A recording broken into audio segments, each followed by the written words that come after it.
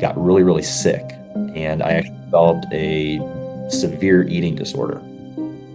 And I was in the ICU. They actually flew my parents up to base because they didn't think I was going to make it.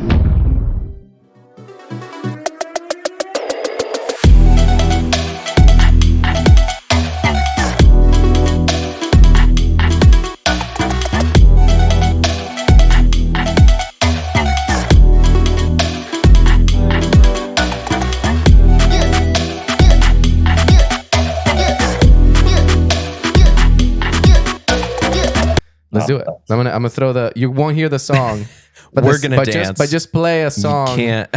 in your head that is fun. I got one going. Yeah. Well, the beautiful part is when you watch the podcast, you'll hear the You'll be rhythm. able to hear it, yeah. You know. Hey, And it's- Prolific Podcast, how we doing?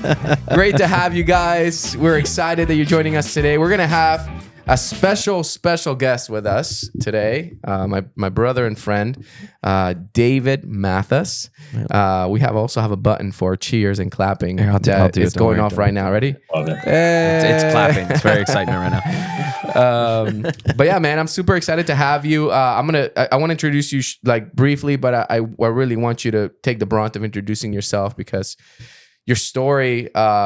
I mean, in the surface, people see one thing, but there's such a depth to your story and to just kind of where you come from and why you do what you do that I'm excited for you to share. But so what I know about David is David and his wife Amber were people that we met. My wife and I met over at Wellspring Community Church here in Florida. It was really special. Actually, the first time, I don't know if you know this, bro, the very first time that I met you, that I remember like interacting with you and Amber was when you had a party at your house for Baby shower. Yeah, a baby shower. Yeah. And I thought that was so generous of you guys. And I just remember thinking the very first impression I had of you guys was just generosity and kindness. And so I don't know if you know that's how I first I do. I remember that. I vividly remember that actually. Yeah. We were throwing a baby shower for Jocelyn. Wow. Now let me ask you this question because I've never, based on our previous podcast, when I was on your podcast that you shared about your daughter, were you guys actively trying to get pregnant at this time? I'm trying to remember the date of that. That must have been somewhere around 2000, like 19, like 18 or 19. Yeah. Yeah, no, I think, well, if it was 18, no, because we didn't get married till 19. Okay. And if it was in 19, we probably weren't actively trying. Like, Okay, cool. Yeah. I mean, you know what I mean. Yeah, sure. Yeah. I always there was think practice involved. we are very we laugh at this. Somebody. I'm big on practice, so Yeah, this Allen makes Iverson. perfect. You gotta practice, man.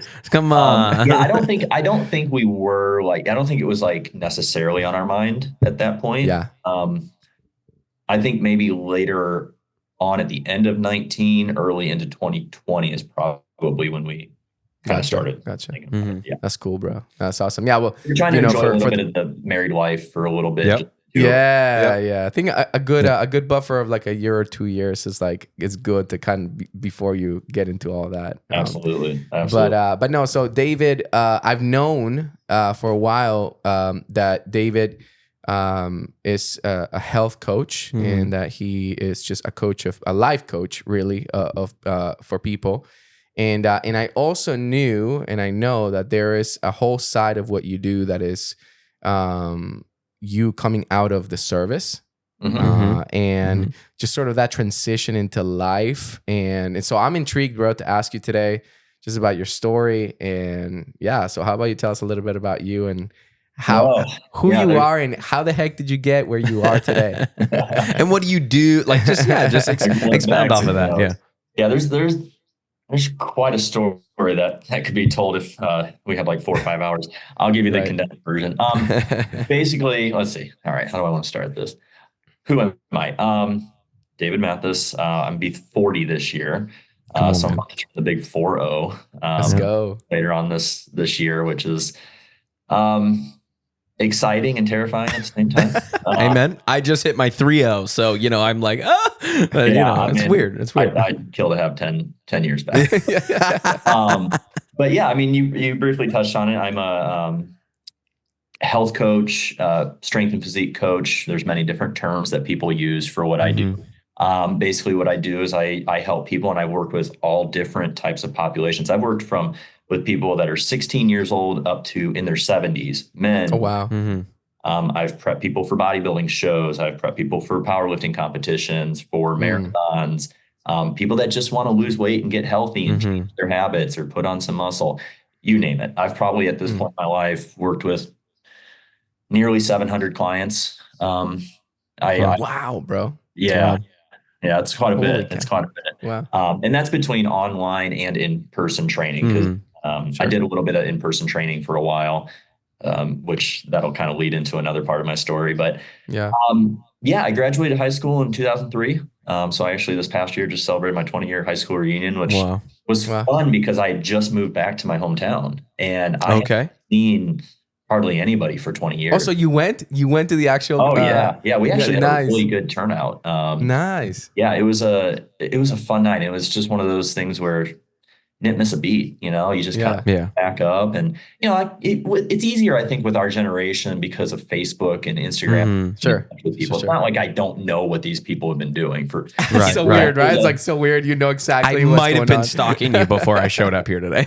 Well, I mean, that's the thing. Amber wasn't able to go with me because we didn't have a babysitter, so she had to stay with her daughter. And everyone's asking, like, "How's your wife? How's your daughter?" I'm like, "I haven't seen you in 20 years. How do you know about this stuff?" Right. Of course, I'm very visible on social media and stuff. But I graduated high school in 2003. And then I went to college, and then after college, so during college, I didn't actually major in anything that had to do with fitness or anything like that. Even What'd though you major in? That was my passion. I went public affairs management. Okay.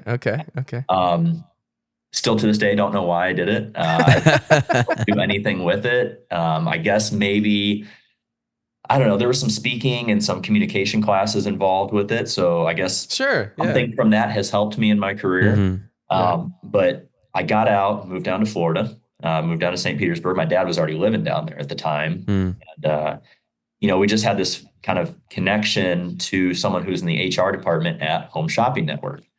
And I got my first, what I call real job, out of college job at Home Shopping Network. And I was an electronics buying assistant. So basically everything that you saw on Home Shopping Network that had to do with electronics, TVs, computers, phones, anything like that, I was responsible for helping bring that in-house and getting it prepped to sell on air. It was a good job. Had a really good career path, projection, and I was good at it. Hated it. I mean, I'm not a desk person. And what I mean by that, obviously I sit at a desk a lot during the day, but not an in the office corporate type. Right. Yeah. So this was 2007, going into 2008. And I knew I was like, this is the time. I'm going to follow my passion. I want to be in the fitness industry. I want to train people. I always had this dream of being like a strength and conditioning coach for a professional or college team. And so I went and got my personal training certifications and started doing personal training at a gym in Tampa. And, I did that. What gym? So it's not actually still there anymore. It was our neighbor's gym, who he owned it for 20 years. He got sick, unfortunately, and died of cancer for a few years, probably about 3 years ago now. But it was just a small little personal training studio. But it was kind of my start. And cut your teeth. And absolutely. As an athlete my whole life, baseball, basketball, cross country, track, like it's just what I do. That's just what I am. And then 2008 hit and the economy kind of took a dump. And, if anybody's old enough to remember being an adult during that time, it wasn't too much fun. So I started looking for alternatives. I knew eventually I wanted to go back and get my degree in a fitness related field. But I obviously didn't have the money at the time to do it. And, I've always had this kind of itch, this calling of service. and I never really knew I never knew what to make of it, right? Which And public affairs was probably like an attempt to go that direction. honestly, I think it was just the fact that it was probably the easiest thing that I could still party and have fun with my friends Oh, and okay. graduate in 4 years. I was trying to give it meaning, and then I you're know, like, yeah, I nah. I was just being a male. I appreciate that. And to be honest, I just don't want to lie to your listeners. Like, I that's really who, had purpose, man. who I was at 18, 19, 20 years old, whatever.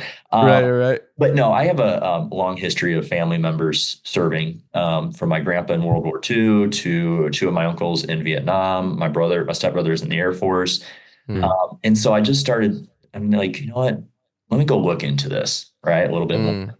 And so I joined the Army as a combat medic for a couple different reasons. Number one, obviously, it was a steady, stable job, something that would be able to fulfill my sense of wanting to serve.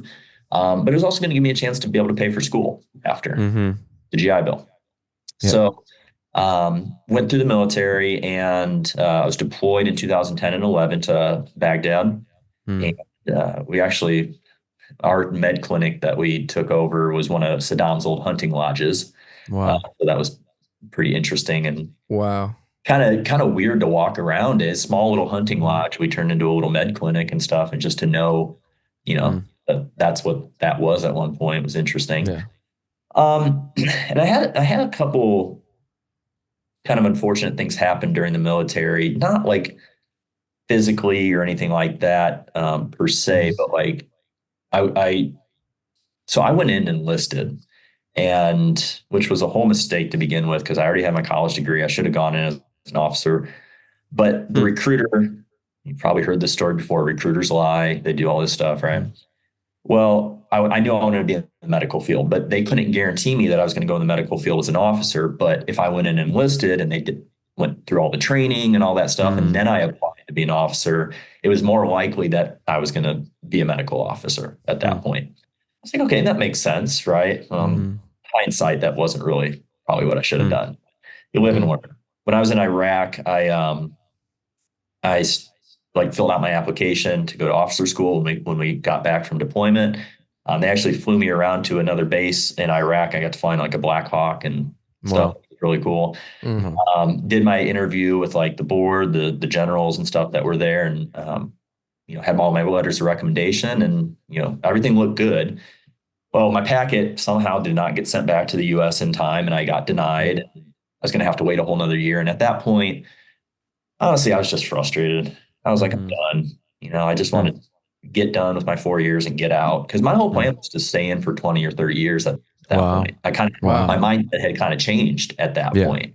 And then, just some disappointments and some frustrations and things like that. I just decided to get out. Well, it took a toll on me mentally.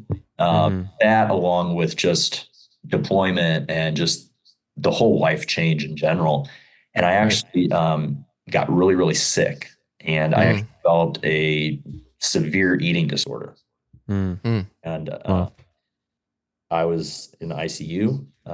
They actually flew my parents up to base because they didn't think I was going to make it. This was after I got back from Iraq. So so this was like 2013-ish? This would have been 2011 into 2012.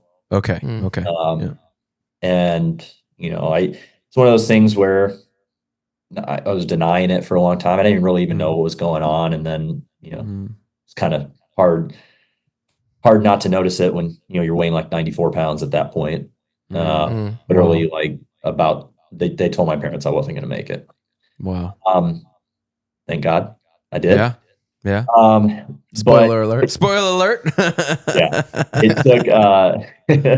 It took a lot of years, though. I was in and out of inpatient therapy, and it took a lot of years for me to, I say, quote unquote, recover.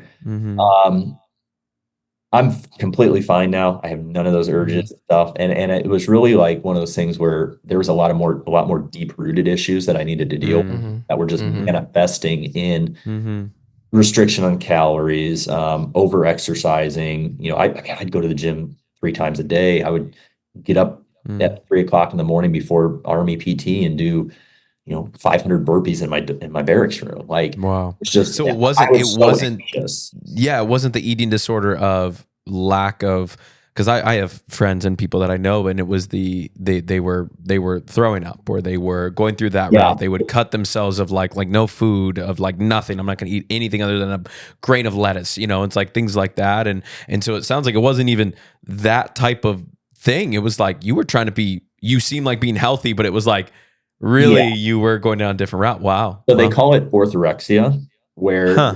where you're afraid to eat anything that isn't clean, like clean food, like really Yeah. healthy food. Like I Yeah. wouldn't eat any pizza, burgers, or anything like that. Yeah. And I didn't purge in the sense of like throwing up. Yeah. Yeah. Mine was in the sense of over exercising. Mm-hmm. So it's So like I an would, extreme calorie deficiency Yeah. almost. Yeah. And I've never heard of that before. That's wow. it's a very, I want to say new, but I mean like in the last decade or so, form of like anorexia. Mhm. I It's actually along the same know, line. yeah. Yeah. I Yeah. actually know a guy from school that was like really sick, and also like from college, really sick, and kind of like mentally got himself. He kind of obsessed over working out so much. He kind of got to a point where it was kind of. I don't know if Almost it's at the that same level. thing, Yeah. but yeah. Yeah. It That's what, is. dude. Yeah. It Yeah. is. And it's the thing is it's everything with eating disorders and exercise compulsion, it's a way to Exercise take compulsion. control back. Mm-hmm. Mm. And I didn't feel like in my life with anything I had control Mm-hmm. at that point. Mm-hmm. It wasn't about like for some people, and some people say it's a body image issue and all that. Mm-hmm. Majority of people are scared and running and trying to take control back from something that's a Mm-hmm. lot of times deep rooted earlier in their life. Mm-hmm. And so I kind of took my pain and all that out on myself. Right. I Wow, also that's crazy. developed extreme OCD, Yeah. which I'm a type A person to begin with. Yeah. Like I like things in order, but Mm-hmm. for me, the military just that was like on Brought it to another steroids. level. Yeah. Yeah. Yeah. Yeah. I mean, obsessed about every little detail, even to like I wrote a book in 2020 about all this. It's on Amazon. Um, Oh, that's awesome. What's the name, bro? a We'll shell of drop it. myself. Shell of myself. Yep. Come on, bro. Shell Drop of it. myself. Send us We'll the drop link. the link. Yeah. I'll Yeah. drop I'll the send link. you the link. Yeah. Yeah. Yeah. And we'll And try to put it I on just there. talk about the whole journey from like my childhood all the way up to through recovery and stuff. And for me, there was a lot of deep rooted pain that I didn't even realize was pain from my childhood, even that was kind of manifesting later on in life. But I just used exercise and controlling food as a way for me to feel in control of anything.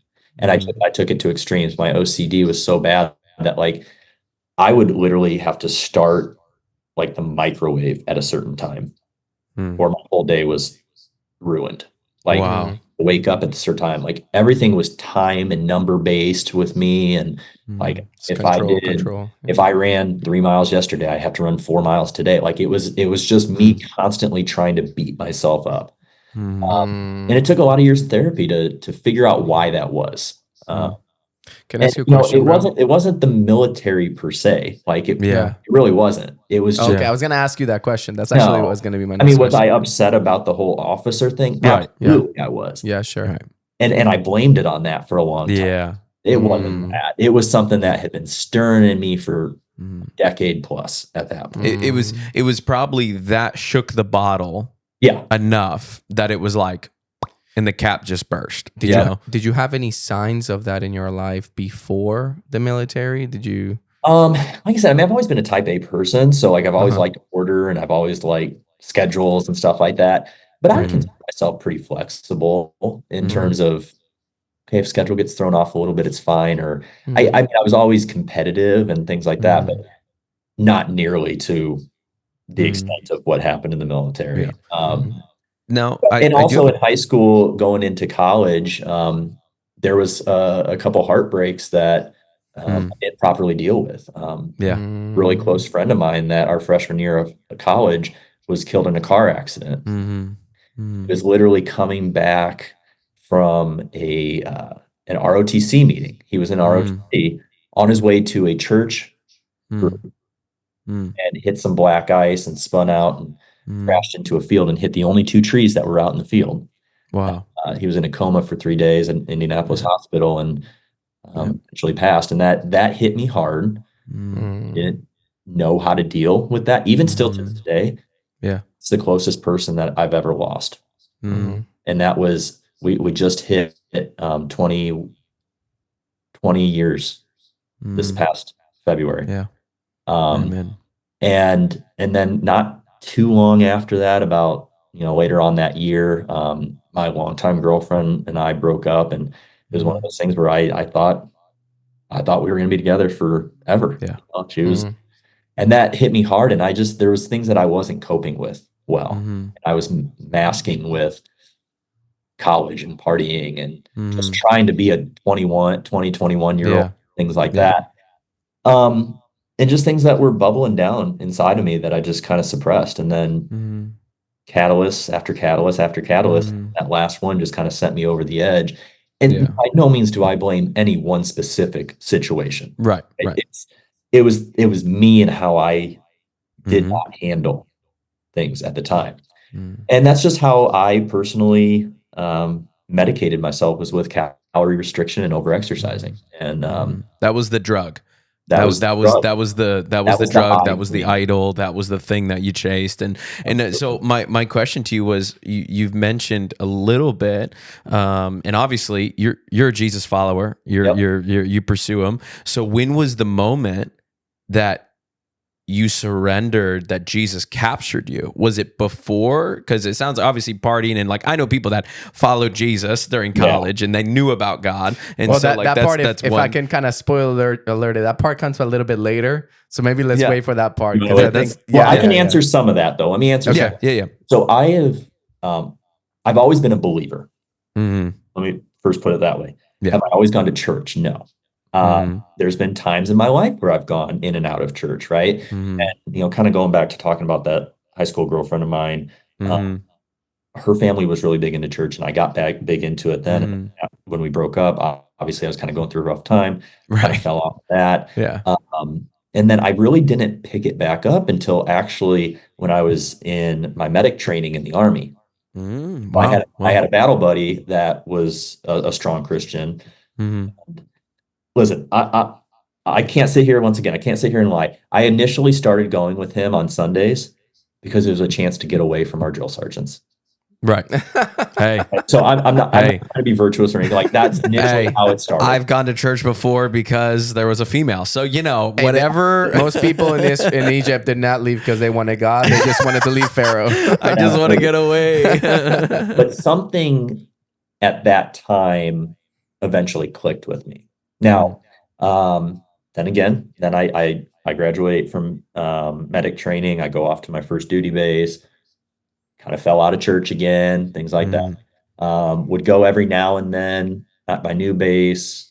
Would go every now and then when I was deployed, but it wasn't really until after I got back, I went through my situation with the eating disorder, nearly dying, going through recovery, that I kind of really started putting some things together in my life of like, I shouldn't be here. These things should not have survived. I should, all this stuff. I started thinking, I'm like, you know what? Like, that's growing my faith right there, little by little. And then, once again, off and on for a few more years. And then I actually told Alejo this. My third date with Amber was actually at the groundbreaking of the new Wellspring Church. Wow. I didn't know that. Yes. Yep. So that's the first time her and I went to church together. Yeah. And from that day on, something has just, it was like I think I even said it, like a spiritual, like, overflow. Like, I have probably can count on 2 hands how many weekends I've missed church since then. Started praying more, just started really building my faith more. And then, we got married, had some issues with conceiving our child. That miracle finally came. And then, from that morning on, she told me on November 19th, 2020, which was my birthday, we were up in the mountains in North Carolina. We got a nice, cool Airbnb tucked away in the mountain. this little creek running through woods everywhere. Yeah. And she handed me a present in the morning. We were having coffee. We got video of this and everything. Yeah. Yeah. I remember it. She passes me, and I open this little onesie that says newest member of the pack. Now, we have a lot of animals. Right. So I'm like, what? You got another animal? And then it kind of clicked. And you can see Yeah. it in the video when it Yeah. clicks. Yeah, And man. and I'm not like, from that morning on, there has not been a morning that I haven't woke up and been thankful and blessed man. and prayed for my daughter, prayed for my wife. Yeah. Um, every morning when I wake my daughter up, we say, "Good morning, Jesus," and we do a little toddler style prayer, you know. Yeah, man. Come on, bro. Kids But do something to they like, do. like They do. the what the Lord does of how he reveals a new side of his love to us. Yeah. So much, so many things. So let me ask you this question really quick. Well, let me add one quick thing because it kind of ties up that story. So June 13th, 2021, I got baptized at Wellspring. And we were literally a month away from my daughter being born. And I really, really wanted her to come into this world with both of her parents saved. And it was really important for me in becoming a new leader from that point. Not just a leader of my wife and our little family, but now a bigger family. Yeah. And so that's kind of my broad stroked faith journey. Yeah. That's so good, well, bro. Dude, I love it. And that was actually, I was going to ask you, I was like, so it sounded like the journey that you were on, that you knew of God, but then when did God become personal for you? And like, when was that moment? And so it sounds like there was a journey, obviously, but it sounds like there was at Wellspring that there was connections, that the Lord began to really tenderize your heart, where it became a personal relationship for you, and that, you know, you and your wife, because I remember you and your wife, I remember when you guys were engaged, I like all that stuff. So, you know, I didn't have this really tight connection with you, but we would talk and connect a little bit here and there, and like stuff like that. And so it's just, it's I love hearing that, because again, when you hear the testimony of, I mean, just pretty much close to being dead and still not knowing the Lord, and the Lord continuing to open doors for you, and then, okay, the Lord used, counseling, and then used these different areas, and then you get plugged into a church, and then you start getting involved in a church, and then you're like, there's so much to it, man. So it's awesome. I mean, so there's good, no bro. doubt that there was a path laid out, right? And I had to go through a lot of struggles, and even just one of them, and going to a war zone and coming back, like that's an act of God right there, right? That's that's like being resurrected twice. Yeah, bro. I mean, there was so many combat nights medic I'd get too, off yeah. like a 12-hour shift at the med clinic and go back and shower and go try to get some sleep, and we get mortar attacked, and I have to go back in for another 12 or 14 hours. Like that, was a normal thing. Yeah. But It's a lot. my wife and I, we met on Bumble dating app. Wow. And Bumble. I haven't heard of that Hashtag. one. I was just kidding. Really? Yeah, that was like one of the originals. I never wanted to get on a dating app. Like, I was like, not going to happen. Like, then meet someone, the traditional way, whatever that Yeah, is. sure. I'm Right? gonna go run into them in Applebee's when I'm ordering a quesadilla Right. burger. And Come once on, I realized, I'm like, you know what? I don't really want to meet someone in a bar anymore. Like, not at 32, 33 at that point. Yeah. And she was like the third or fourth person that I swiped on. Right. Mm-hmm. Then like the next day I got a notification. She swiped on me, which is really funny because I took the strangest profile pic. It was nice. Like, I looked nice, but I was standing in front of my refrigerator, and I did not move like my Swiffer and my broom. And she's like, well, he's good looking and he's clean, obviously, because he's got a broom and a Swiffer. So that's why she clicked on it. And then she saw my dog, and she's like, "Oh, I'm a dog person." So that's how that whole thing started. Bro, that is hilarious. I proposed to her within 4 months. Wow. We got married before our 1 year wedding anniversary. Yesterday was our 5-year wedding anniversary. Come on, man. Congratulations. Thank you. Yeah. And so it's just like all these things that have led me here aren't coincidence. Yeah. I just don't believe that. Yeah. So you're living where right now? I'm up Indianapolis? in I'm up in like the northwest section of Indiana. Okay. So Okay. if you look Okay. on a map where Mm, like the tip of Lake Michigan comes down into Indiana, mm. like my hometown's like 30 miles from there.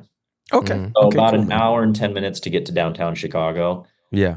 just over the border, but we're far enough away. We don't have to deal with that Chicago stuff. And he came back to his hometown, which is super cool. But bro, Yeah. Yeah. so I want to ask you with all of that, live lived, and I mean those are experiences that a lot of people couldn't say Yeah. they've had, right? I mean, being near dying, with Combat something that's medic. Yeah. Yeah. self inflicted, being a combat medic, serving their country, going to college. Like, I mean, there's a lot that's happened in your life. I mean, you have a Mhm. lot of life that you've lived.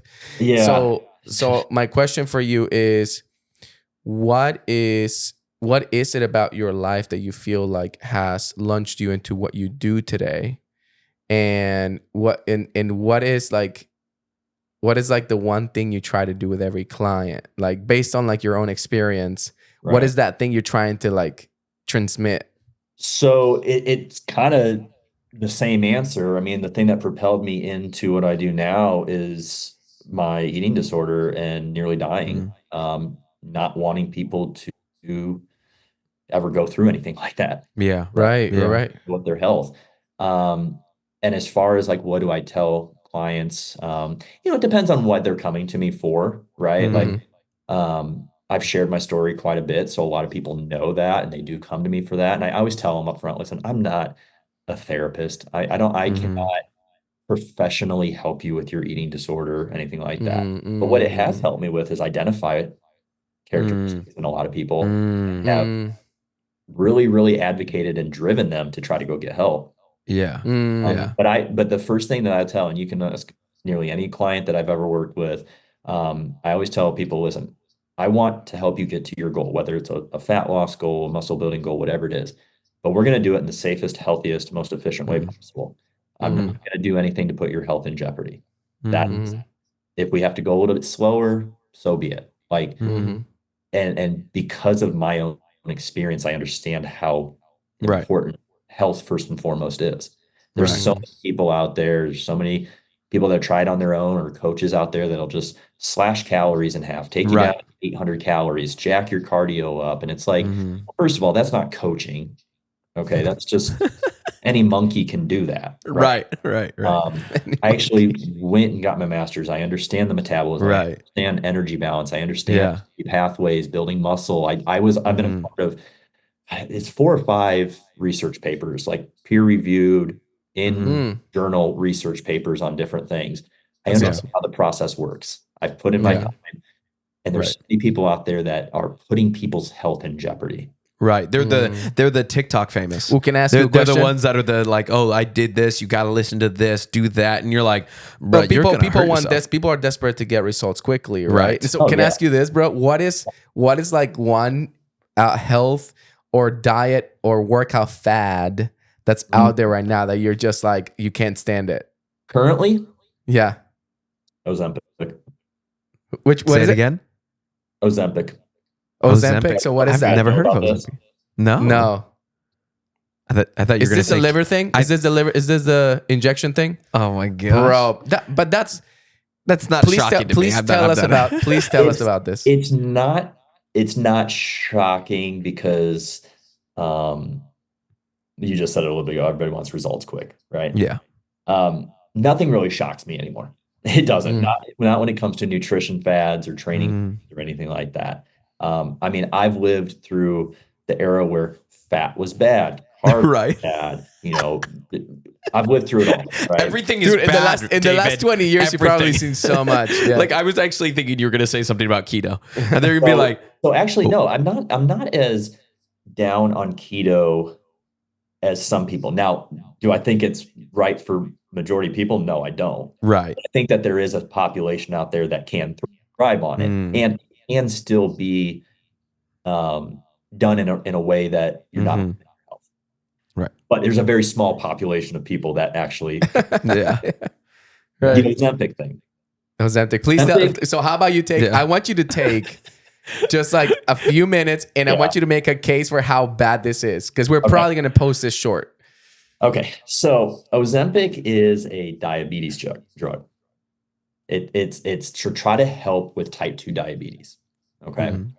Um, some celebrity at some point somewhere down the road in the last year or so went on Ozempic and lost a bunch of weight, started talking about it.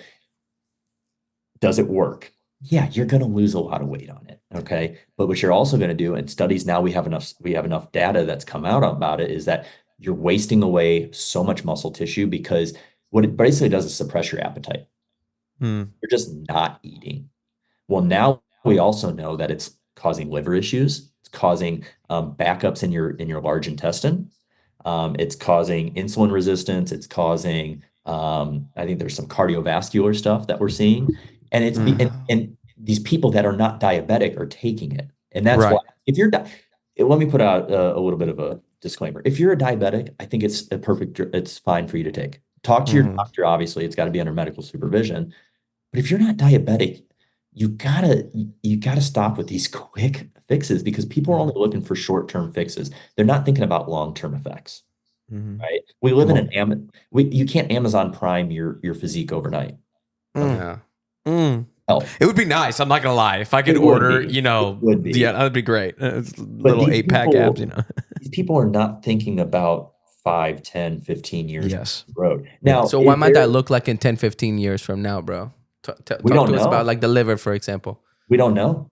We Yeah, don't yeah, know. We yeah, know yeah. that within a very short amount of time, there's already liver issues Mhm. that are arising. Mm, So I can only Right. imagine it's not going to get better, yeah, Right. right? Come yeah. on. I mean, so Yeah. the other Yeah. thing is that it's very expensive. So Mm, people are spending all this money on this drug. A, they're causing harm to their health. B, Mhm. they're not learning any new lifestyle habits that are going to sustain their weight loss. Right. Right. And see, it's expensive. Like they could be spending that money on. Now, listen, of course, I'm a coach and I want people to come to me, Right. but maybe it's not me. Maybe it's somebody else you connect with. But a coach that can take you through a proper weight loss regimen in a way Mhm. that you are going to stay healthy, keep your metabolism healthy, be mm, mentally like work on mental issues that have to do Mhm. with food, emotional issues that have to do with food, and set mm, you up for a long-term success plan. Right. I mm, talked to Alejo the other day and I said the four pillars, and I didn't even realize until our conversation actually how much of my faith and my lifestyle I incorporate into my coaching, just mhm, subliminally, like mhm. unconscious, Yeah. Yeah. subconsciously. Because I always tell Yeah. people like there's four pillars of health. Everyone else wants to talk about the physical, right? Mhm. And they want to talk about mental health. Well, I always talk to my clients about emotional health and Mhm. spiritual health also. Yeah. Mhm. Whether you're a Christian or you practice Yep. something else, whatever your spiritual is, right? There's four pillars to health. Physical is just one of them. And Mhm. my big thing with Ozempic is the things I've already laid out, and it doesn't address any of the other Right. pillars. Mm. You got a stool with one leg, what's going to happen? You're going to tip over.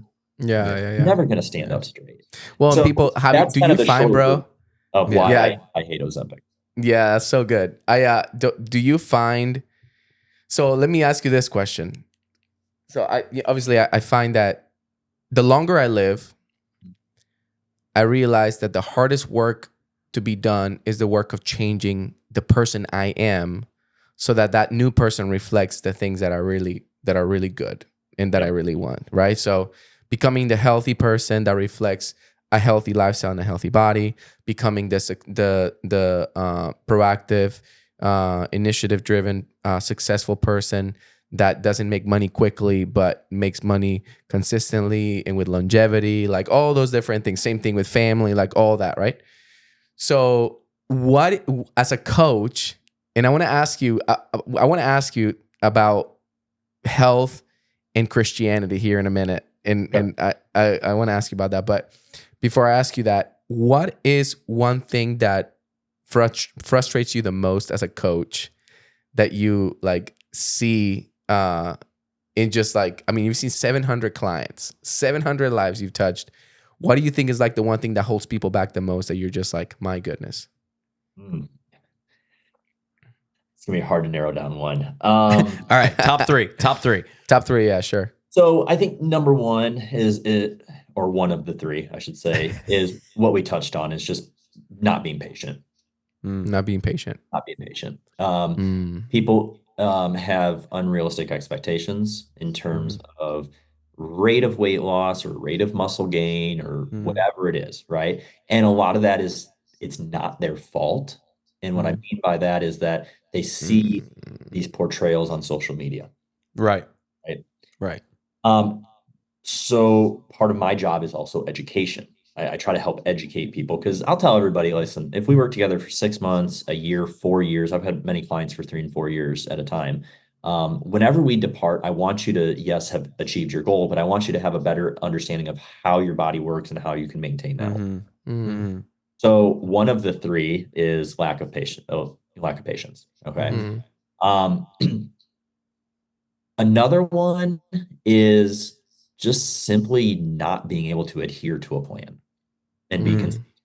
Mm. Mm. Um, I tell people like, listen, I'm not even expecting you to be 100% perfect. Like if you Mhm. Mm. give me, you know, 93, 94% or higher, Mm. we're gonna achieve what you need to achieve, right? Mm. Mhm. Um, People have a very hard time with staying adherent to a plan.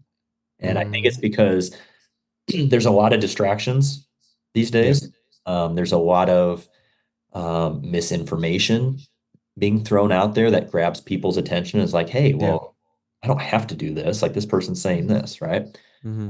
There's social media, there's Netflix, there's, Yeah. and not to mention just the normal stuff, busy work schedules, families, lives. I think that some Yep. of the people that have the hardest time with adherence that I work with are ones that either they have a spouse or a significant other or family that aren't really on board and 100% supportive of their change.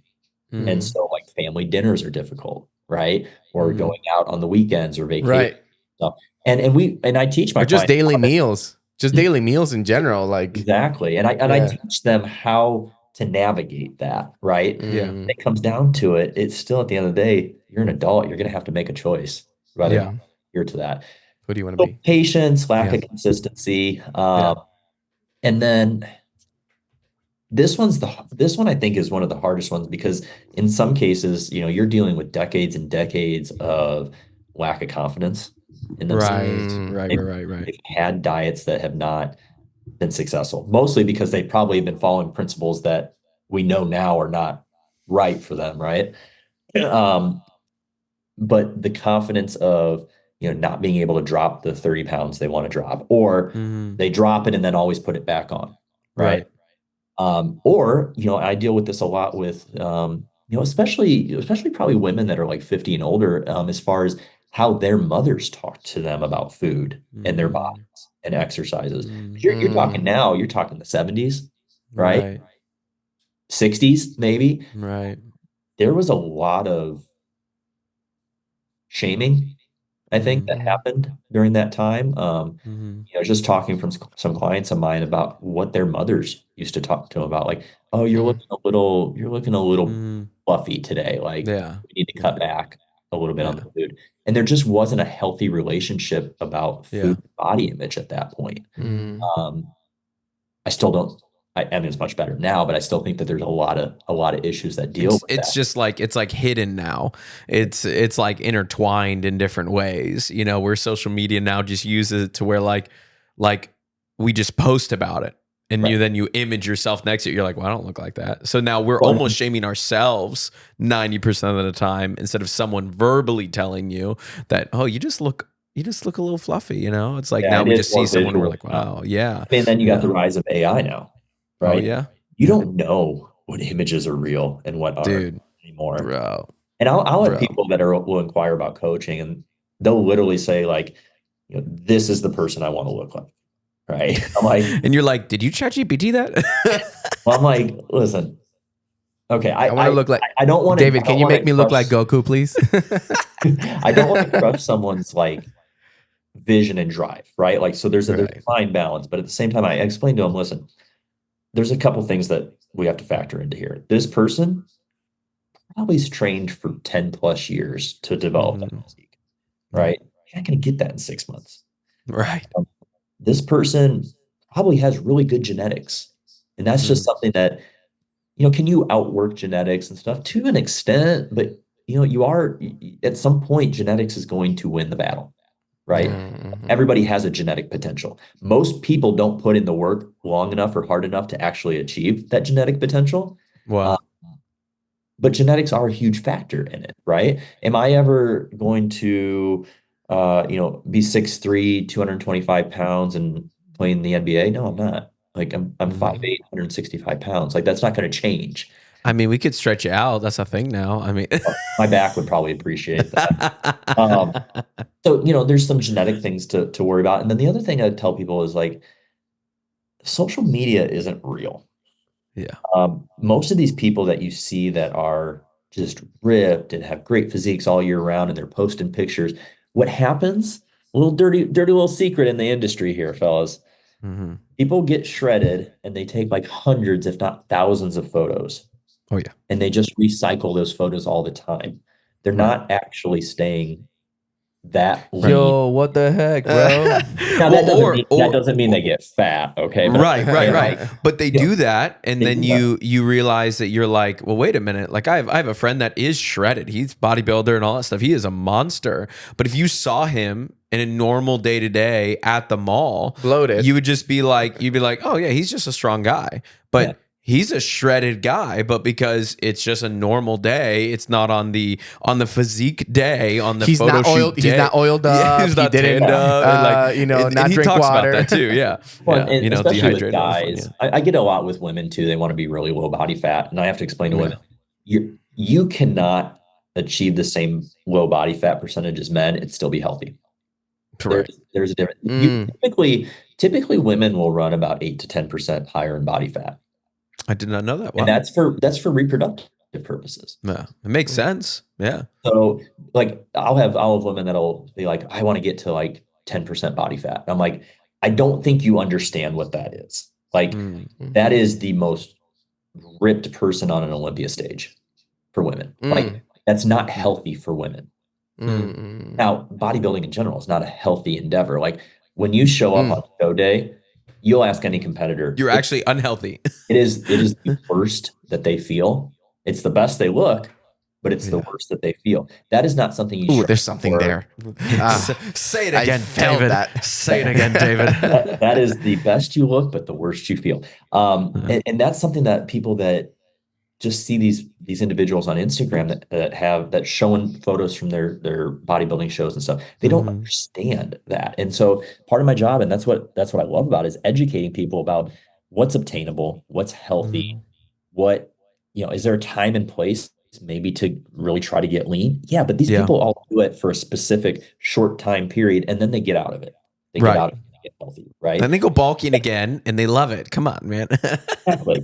And I Yeah. think too many people, especially when they've struggled with weight and body image issues for a Yeah. while, when they get a physique that finally looks good to them, they hold on to it with everything they can. And most of Yeah. the time, what it took to get that is not going to be sustainable long term. Oh yeah, yeah. I mean, that's what's really funny that you say that because like back in college, dude, I was the fittest I've ever been, and it's Yeah. because we worked out every day at 6 a.m. We were training for marathons. We've done triathlons. I was training for an Ironman. I'd work out morning. I'd work out evening, and and I read the word that like my life was all around working out, events, reading, sports, and teaching the word of God. And like that was my life. I had no other responsibilities, right? And then whenever no wife, no kids, no girlfriend, just buddies, and that's all we were, right? And then you get out of it and then you become a youth pastor and you become all these things. And you're like, man, like why can't I keep this up? Why am I unable to do this? And why am I not finding the time, or why do I not able to play sports as much as I used to, or I can't go run like I used to? Like, and then you start going into the guilt of that, and you're like, well, man, I was the top of the dog here. I was this, and now I can't keep up. And like, what's going on? And like, and it's a wild cycle because again, you go through a phase that you're like, yeah, that's just unrealistic. Like, there's no way right now I could do that. Now I could try, but I would lose on the things that my treasure is to be with my family. So I'd actually miss out on the time because I used to work out at 3, 4 o'clock and then work out till 5:30, and hang out and run. I'd go play sports almost every night and like hang out. I'm like, oh, well, I can't do that anymore. Yeah. So this is So different. Yeah. if I can actually add a fourth thing to those Do it. lists of things that are tough, this is actually a really good illustration. So especially when people are in their 30s and 40s and I'm working with them and they're like, well, I want to be able to do what I was doing when I was like 18, 19, 20. I'm like, Mm. what did your life look like then? And they kind of go Yeah. through a lot of similar Yeah. things you said. I said, what does your life Yeah. look like now? Yeah. And they tell me, and most of the time it's a family, kids, Yeah. work responsibility, working 40, 50 hours a week. I'm like, how do you see those two intertwining? Like you can't go back to being 18 or 19 years old. Right. By no means does that not mean you can't still get in good shape, but you have to take Mhm. where you're at in life right now and you have Yeah. to understand what season you're in, Yeah. right? Yeah. It's good. Um, you know, most of the time, honestly, people would probably rather be in the season that they're in now Right. than Right. back then, right? But you have to kind of put things, and this is what I do with clients is like I try to give them a perspective of what their life is like right now, and we figure out how to fit fitness and nutrition in there in a way to where Mm.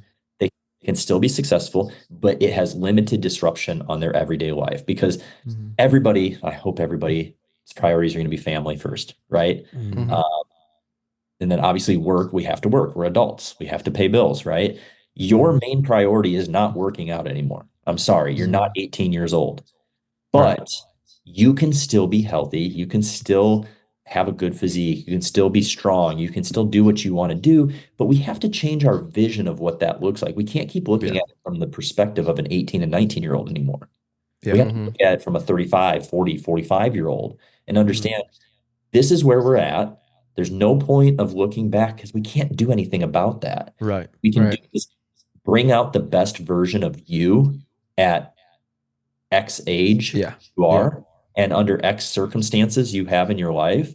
Because if you can't change this, and this of your everyday life, why are we talking about It's good. 15, 20 years ago? Well, people So people are like so in love with talking about their past too, Oh right? yeah. It's like we're always trying to like go back instead of just like being the best version. I love what you said, being the Yeah. best version of yourself At the at X age. age, Yeah. like Yeah. whatever It's that looks good. like. That's That's really, really really good. good, man. Really, really 'cause- good. and there's a lot of I'll be the first to admit, I was when it came to like fitness and nutrition, I was dumb when I was 18, 19. Oh my gosh. And I Dude. thought and I enjoyed it. Like I thought I knew a lot. Mm-hmm. I don't know half. I didn't know half of what I know now. Dude. Yeah. If Isn't it I so could go funny back growing up? and, Yeah. and go back to that point and implement what I know Yeah. now at 40 this year, right? Yeah. Like I can't imagine what my physique and my health and my life would look like right now, but I Mm-hmm. can't do anything about that. Right. What I Right. can do is take the knowledge that I know now and make my life better moving forward. Right. Yeah. So that's what Right. I try to present to clients is like, hey, that's great that you could have done that all when you were younger. That's actually going to help you now because you have a base, you have a Mm-hmm. foundation, right? Now maybe you got a little bit out of shape and things like that, but Mm-hmm. you still have some of that base underneath it. Right. We're not Right. starting from scratch. Right. Just have a little ways to go and we have to figure out a way that it's going to be sustainable for you long term. And so that's why I don't put people on meal plans. I don't Mm. I teach people how to incorporate foods that they enjoy, make Mm. healthy choices, very whole food, micronutrient dense options, getting plenty of protein. And I introduce that into their life in a way that they have flexibility so that whether Mm. they go to a party, they go on a trip, they have an anniversary dinner, they're eating dinner with their family, they can still stay on track Mm-hmm. long term because This sounds good, David. Are you taking any new clients? I Because I'm am, just I like, am. Yeah. But it's an approach that is scary to a lot of people because Yeah. yeah, sure. people want a laid out plan and they don't Right. want to think. Well, I'm the wrong coach to come to for that because I'm gonna make you think. I'm gonna make you Right. because I want you to grow. I want you to Mm-hmm. 10, 15, 20 years from now come back to me and say, "Hey, I'm still thriving." I'm Right. still thriving. Your goal is actually lifestyle health, Yes. not a momentary health. And that's I feel like that's It everything. is it Yeah. is Yeah. overall, but like I said, I do coach Right. Right. Right. Right. Right. Right. Yeah. specific things, but yes, overall, like I want to transform the way you think about food, the way that you incorporate food and exercise into your Yeah. regimen, and make it a lifestyle. absolutely. That's awesome, bro. I have one last question for you. Go for it. So we have Let me pause this and restart it. Okay. 1 second. 1 second. one last question. All right. Pause. I mean, you could just, everyone knows we're pausing this and Yeah. we're restarting this here. Is it ready? Give me a second. Joey's over there pumping some iron in the corner. You know, come on. All right. Oh, can we do that? Can we get like a caricature of David for the buffering? Just go like this. Just get the most jacked person you can find, put my face on it. I'm down. I can do that. Yeah, there you go. Augustine, you can do that, right? Yeah. All right, go ahead. Hit it with So your last I question. have one last question for you, man. So you and I, we are fathers.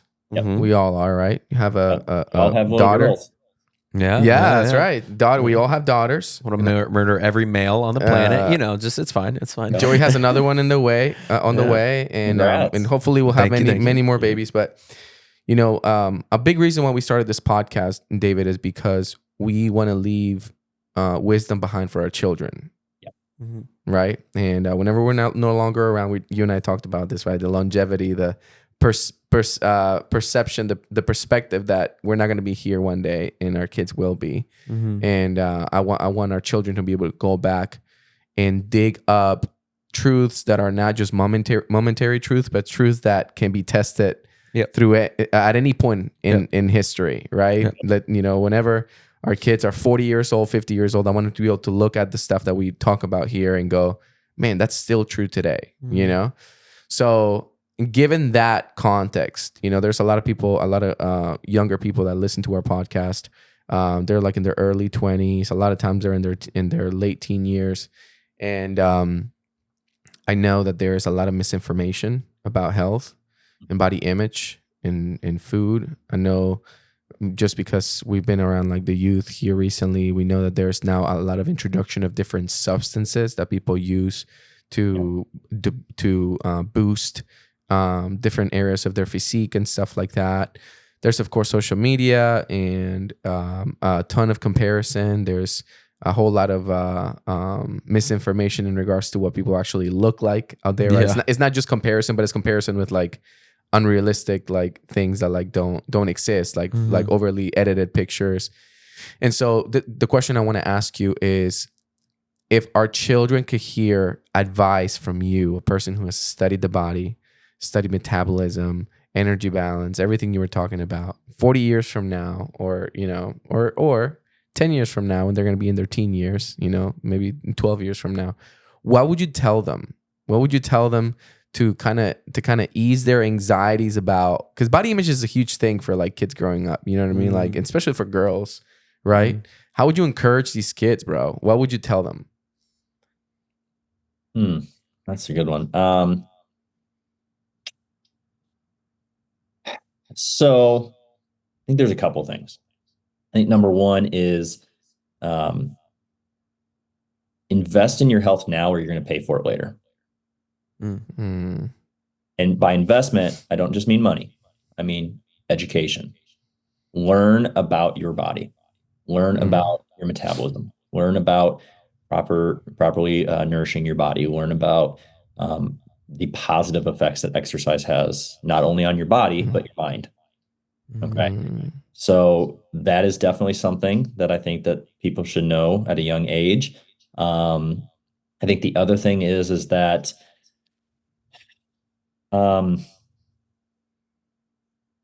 you're only going to get one body in your entire life. And the way that you take care of it from an early age is going to dictate the quality of your life throughout. That's good.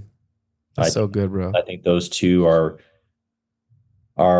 things that I wish I would have known a little bit more when I was younger. Like I'm talking like 10 or under, right? Yeah.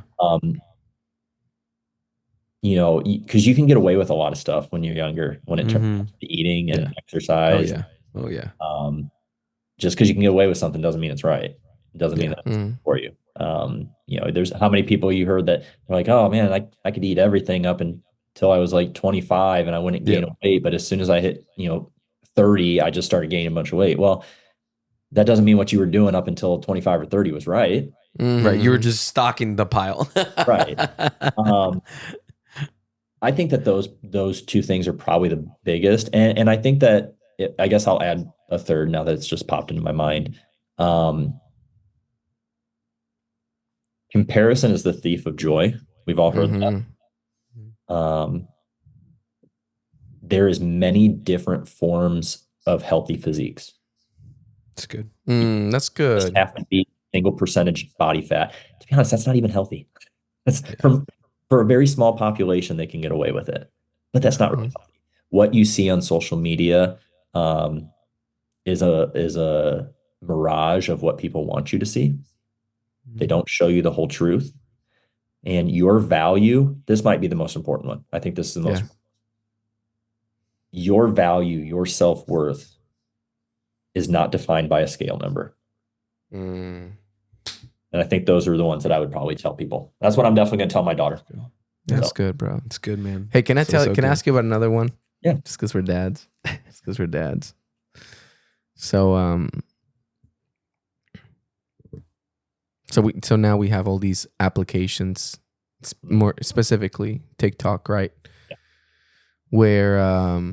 Where and this one might not sound like it's related to but I think it is. I think it is. I love when Alejo answers his own question before he asks a question. No, that's a good one. That's a good question. Well, this is the thing. So like, so something that grieves me now is when I hop on like TikTok and stuff like that. It didn't grieve me before because I wasn't a dad, but it grieves me now because now I have a different perception of it. When I see girls on TikTok becoming a product themselves, with their physique and health, right? And so what would you say to our daughters, bro? You're a coach, you deal with people's bodies every day. What would you say to talk to my daughter, dog? It's gonna be 13 years from now, maybe 14. He's gonna pull this podcast up. Coach Mathas. Yeah, I'm gonna play it every day before she goes to school. We've had this conversation about social media and phones and what we're gonna be comfortable with her having, and honestly, I don't think she'll have anything until she starts driving, because I think having a phone's important when you start driving, right? Yeah. But both Amber and I are pretty strongly against her having social media or anything, or at least one that's not controlled by us, right? So I'm hoping that a lot of that stuff that these kids are seeing at 9, 10, 11, 12 years old, I'm hoping that she's a little bit more mature by the time she starts getting on, but she is still going to be young no matter what. Right. So, and same with your kids, and everyone's got to make that own decision about when they let them start being on social media. I don't think it's even something that, let me see how I'm going to put this. I don't think it's necessarily something I'm going to tell her or talk to her about. I think it's more me and Amber being proactive in her usage of it, and knowing what's going on, right? Being able to kind of see, and let's be honest, 14, 15 years from now, who knows what it's going to be like at that Right. point, Social media couldn't be a thing. Bro, I'm telling you right now. I think it's going to be, but I don't know how bad it's going to get. Right. So I'm also trying to come at this from the lens of what it's like right now, which it's probably going to be worse at that point. Gosh. But I think that the kids that have issues with social media and comparison and falling into all these traps, I honestly think it has a lot more to do with the parents than the kid. I think it has to do with the parents not parenting, not being, like I said, proactive in what their kids are looking at. Can I shield her from everything? No, we can't. It sucks. I mean, if you just just put her hold in a them bubble. hostage like a bubble princess in boy. a castle and put a dragon in there. There's also this balance of she needs to learn how to deal with stuff like that. 100%. That's how you grow, right? So I don't want to shield her from life. I want to 100%. protect her as much as I possibly can, but I don't want to shield her from life. I don't want to Yeah. lie to her. I don't want her to think that um, 100%. that stuff doesn't happen. I want to teach her Right. the tools to deal with it and Right. think That's good. about it. Right. Right. And I think that that more is so going to come from being proactive when we do allow her to get on there and monitoring her and not just giving her a phone and not parenting anymore. Yeah, yeah. And I think that goes in general for a lot of issues that kids have these days is that Mhm. their parents are not parenting anymore. They're Yeah. wanting to be their best friend. They're wanting Yeah, to, and we're letting certain things be the babysitter.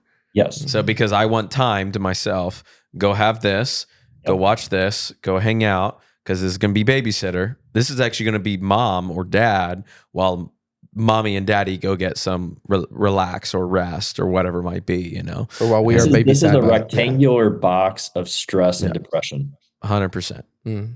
And was it, do we let her have a tablet to entertain herself sometime? It's got, Mhm. educational stuff on it. Right. Yeah. We try to limit screen time as much as we can. Part of the reason why we moved up here and bought a bunch of land and bought animals is because we want her to be raised Yeah. up in this kind Yeah. of environment. Bro, Yeah. you're living like I tell everybody, I'm like, one We're day I'm gonna homesteading. go out to the mountains and I'm gonna just Bro, ditch that's the my phone. life, You bro. actually did it. You actually went and did it. I mean, I'm not gonna say like we're in the middle of nowhere. Like, I mean, I live, I live by a town, right? But like Right, Sure, right, sure, right. sure. we're homesteading as much as we possibly Right. can. Yeah. You shifted life. You went Shifted from life. fast pace, having to do all these things, and that's exactly what my wife and I have been talking about for a few weeks now. I made a joke. I had a conversation with an old friend that lives out in Texas, and I was like, "You still love Texas?" And he's like, "Yeah." I was like, "So what's your favorite thing?" Because he grew up in Florida. I was like, "What's your favorite thing?" And he was like, "The pace. Yes. The pace of Texas is half of what Florida is." Really? And that Florida is Florida just runs and guns while Texas is like there's just and that's country living. Can you has a imagine little what bit New of, York is like then? oh dude. Amber Yeah. just went back to Florida a couple weeks ago to visit her mom and grandma and brother and a couple of friends. Mm. And she came back and she said, I'm glad we moved. The traffic, Wow. just especially around Brandon, is Oh yeah. just ridiculous. Oh And bro, it's I didn't like when you're in it, you don't really realize. Like you notice, okay, it's getting a little bit worse, a little bit, but if you right. come up to an environment like this, it's just a whole nother Dude, ball. I have literally made jokes about selling everything and finding like going north. I've talked about it. I've talked to my wife about it. Or going to another country. If she would have been okay with us going to like Wyoming or Montana, I would have been there in a second. Wow. Well, also, this is the privilege too, is you have a job that you could do that stuff. You have more Both of a of us digital do. job. Yeah, Both you have of us more of a do. digital But job. the problem Yeah. with that is that we both need good internet. Yeah. You get too rural. You and can't go it's hard to Montana. get- You can't go So, Montana. That's why we found a good spot for us here. Yeah. It's enough to town where we Yeah. still got good internet. Far enough Close away. enough, far enough. I maybe see. I mean, I've got neighbors. Like I'm looking at neighbors' houses across the field and stuff. Right. Yeah, I maybe see 10 cars go down our street all day. Right. The moment you see like the 20th, you're like, something's going on. What's happening right now? You see And the someone good thing slow is, down, at you're the like, end of our street, it kind of like tees into another country road, and it's even more rural back there. yeah. So it's like most of the traffic is like north of our house. So Yeah. very few Yeah. people actually have to come down past our Yeah. house. Love it. But, Yeah, our roads are chaos, man. Our road is nuts. And so it's funny. It's really funny. Like my wife and I have definitely talked about like, man, like what do we have to do? And then we have to convince all of our family to do it too. Family that and was the friends hard to do part. it It's like, too. Yeah. I've lived away from my family for most of my life just through Yeah. the military and Yeah. stuff.